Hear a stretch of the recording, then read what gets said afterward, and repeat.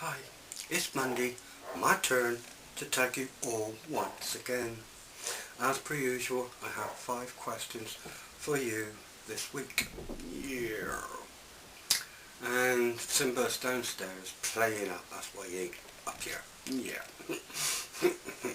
Anyway, moving on to number 1. If you could interview a murderer, what one question would you ask? I want to know what makes somebody get up in the mornings, set off to kill somebody else, to murder them in cold blood. I just cannot understand the reason for it. So that'd be my question. Yeah. Anyway, moving on to number 2. What one question would you ask your own government? I would ask my government, why have we got to make sure we do not upset the foreigners? Like, if we put up a flag, council comes along and say, look, you've got to take it down because it could upset the foreigners. If the foreigners is in this country, then they've got to put up with it. Their country, if we went over to theirs, they wouldn't say, oh look, you upset me with your flag or whatever, take it down. So my question would be, why have we got to do things so that we may not upset foreigners? Yeah. Anyway, moving on to number 3. One question would you ask a leader who started a war with another country? I would ask that leader, why in God's name would you want to start a war with another country? Why can't we all live in peace? Yeah. Anyway, moving on to number 4. Do you think you could go against your own government for the good of the people? If so, in what way? Well, I would actually just go to Parliament, ask every person what's in the Houses of Parliament, why do you pick on the poorest families, on taxing and leaving the rich to one side?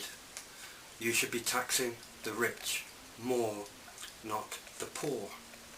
I also would ask, why is it that we put a blind eye for the amount of people, of foreigners coming into the country, and we've got to make sure that we do not upset them? That's what I would do to go against my government, is start asking serious questions. Yeah. Moving on to number 5 and last. Do you really feel free? Why or why not? My own personal view, no, I do not feel free.